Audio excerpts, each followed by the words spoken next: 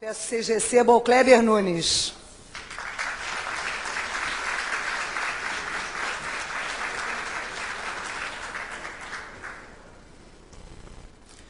Boa noite.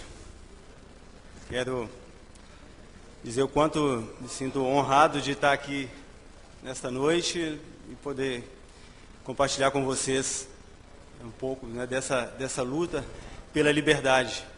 É algo muito importante, está sendo lançado aqui, né, são fundamentos, são sementes que estão sendo lançadas aqui que eu espero, né, e tenho certeza que produzirão muitos frutos. E isso passa, né, a sustentabilidade do que está sendo discutido aqui, passa por como nós transmitimos isso para os nossos filhos, né? Foi interessante ver aqui 3 gerações sendo representadas aqui, o pai, o filho e o neto, e existem muitos interesses que querem tirar isso de nós, que querem interromper esse processo, né, por motivos óbvios que todos nós sabemos. Uma pergunta muito frequente que eu ouço, né, é: por que eu tirei os meus filhos da escola? Simplesmente porque eu não quis dividir com o Estado a responsabilidade sobre eles. O Estado não tem compromisso com o resultado. O Estado quer números, mas meus filhos não são números. E essa responsabilidade eu simplesmente não quis dividi-la com o Estado e tomei essa decisão. Né? Desde a minha própria experiência me conduziu a isso, minha própria experiência como estudante. Né? Eu não quis seguir, vamos dizer, o ritmo da boiada e também não queria que os meus filhos seguissem também pelo mesmo caminho. Até eu sempre imaginei que a escola fosse a única alternativa para eles. Não é, assim, fui, vamos dizer, programado para acreditar nisso. Então, quando chegaram na idade escolar, eles foram devidamente matriculados. E eu me vi fazendo um trabalho com eles, muitas vezes como se fosse um cabo de guerra. A escola puxando para um lado e eu puxando para outro lado. E nisso, isso poderia criar um grande conflito para eles. Então, no processo de pesquisar sobre aprendizagem, sobre o processo de aprendizagem, eu descobri, então, homeschooling. Eu fui aos Estados Unidos, conheci famílias, e no início de 2005 eu voltei, cheguei com a bagagem cheia de livros, de materiais, de recursos, e fiquei assim, quando eu ouvi sobre homeschooling, ouvi que havia uma possibilidade diferente, eu decidi, foi uma decisão automática. Eu não hesitei, era exatamente coincidiu com aquilo que eu buscava.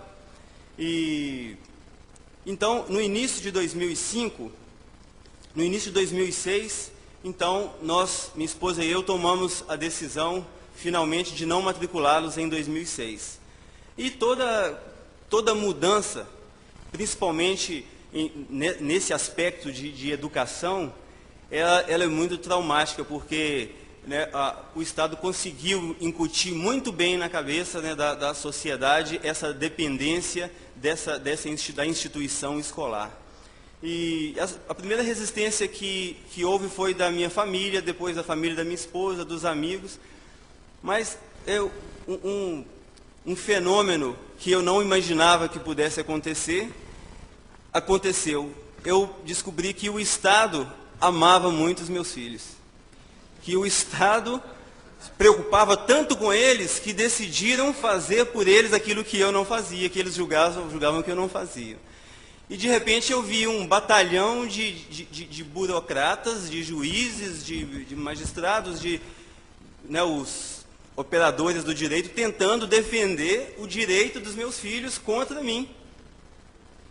Né? E aí começou, então, o processo, vamos dizer assim. Nós, depois da decisão, finalmente, de não matriculá-los, no início de 2006, um ano depois, nós fomos denunciados no Conselho Tutelar. E aí recebemos uma visita nada amigável das conselheiras tutelares, daquele tipo de, aquela abordagem que faz a bandido na favela. Chegaram na minha casa e nos questionando como se fôssemos criminosos e nos deram uma intimação para que comparecêssemos no Conselho Tutelar. No Conselho Tutelar fizeram mais uma pressão psicológica, ouviram os meninos, ouviram a minha esposa, chamaram a polícia, fizeram um boletim de ocorrência e mandaram para o fórum, para o Ministério Público. Fomos intimados novamente para uma audiência com a promotora e mais uma sessão de tortura, mais uma sessão de pressão psicológica sobre os meninos. E, basicamente, eles tentaram extrair dos meninos que eles estavam sofrendo algum tipo de opressão, que eles estavam... Mas sempre os meninos... Não, eu estou muito bem, não, é isso mesmo que eu quero continuar assim, eu não tenho a menor intenção de voltar para a escola e por aí vai. Mas eles insistiram, parece que os meninos não estavam regulando muito bem, porque eles eram infelizes e não sabiam. E eles, né, tentavam garantir esse direito dos meninos à educação. Isso me faz lembrar uma história interessante de uma professora. Ela deu uma tarefa para os seus alunos. Eles tinham que fazer uma boa ação e contar na sala de aula essa boa ação. Então, chegou o menino no dia e falou para a professora: eu ajudei uma velhinha a atravessar a rua. Depois chegou outro menino e falou: eu ajudei essa mesma velhinha a atravessar a rua. Outro, 5. A professora falou: peraí, mas precisou de 5 para ajudar uma velhinha a atravessar a rua? Ele falou assim: mas é porque ela não queria atravessar. Então, né, o pior é que essa piada acontece na vida real. É exatamente isso que está acontecendo. Né? Eles estão tentando proteger os nossos filhos. Essa é a desculpa que se esconde por trás de toda essa máquina que está tentando massacrar, né, a liberdade do indivíduo, né, e da família, consequentemente. Bem, então, depois de toda essa tortura, vamos dizer, do Conselho Tutelar e do Ministério Público, nós fomos alvos, então, de 2 processos, um cível e um criminal. O cível, por infringir o Estatuto da Criança e do Adolescente, e um criminal por crime de abandono intelectual. O Estatuto da Criança e do Adolescente foi elaborado para a proteção integral da criança. E eles entenderam que a proteger integralmente a criança é submetê-la a essa instituição escolar. E então nos enquadraram nesse delito de abandono intelectual, né? E por descumprir uma norma. Não importa se o bem que está sendo protegido vai ser massacrado, mas a norma, contanto que a norma está sendo protegida. Né? Quando nós analisamos o processo, nós vemos todos os autos, é incrível. Um amigo meu falou que, Kleber, esse processo deve ser uma obra-prima da vigarice, uma obra-prima da picaretagem, da desonestidade. Porque as normas constitucionais foram completamente distorcidas, foram completamente desviadas. O sentido, né, e eu vou lembrar mais uma historinha de sala de aula. uma professora pediu aos alunos que trouxessem sugestões para economizar combustível. E aí um teve uma ideia brilhante: muda o nome da gasolina. Então, é o que está acontecendo. O Estado, ele pegou termos como educação básica, ensino fundamental, instrução primária, e fez com que isso significasse, de repente, frequência à escola. Mas a nossa Constituição, em nenhum momento, não existe nenhum artigo na nossa Constituição que obriga os pais a matricular os filhos na escola. Então, da mesma forma, o nosso Código Penal, não existe no nosso Código Penal também o crime de abandono intelectual. Conclusão: nós fomos julgados, condenados por um crime que não existe. Não existe crime de deixar de frequentar a escola. O tipo penal é deixar sem justa causa, e ainda existe a questão da justa causa, que não falta no nosso sistema de ensino.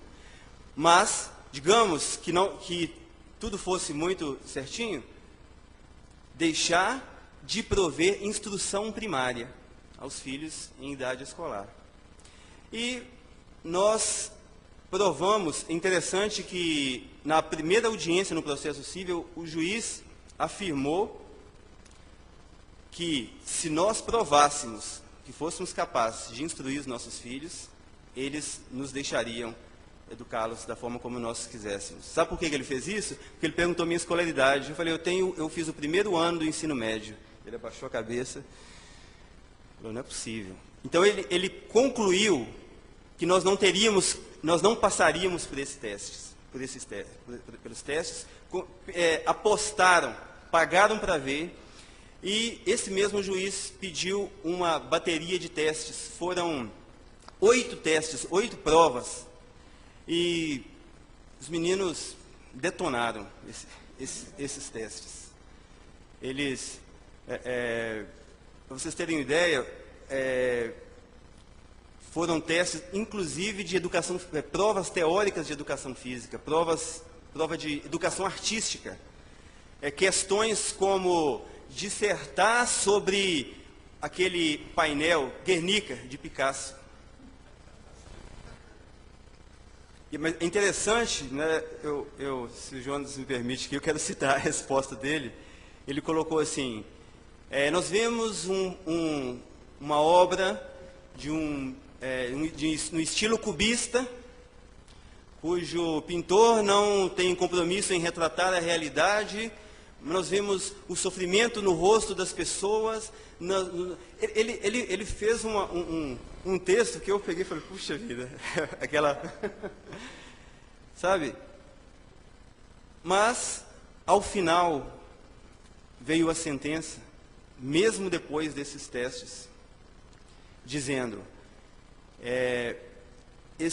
os pais cometeram o crime hediondo de transformar esses meninos em autodidatas. Essa foi a sentença. Essa é a interpretação da sentença. Esse foi o nosso crime, transformar os nossos filhos em autodidatas.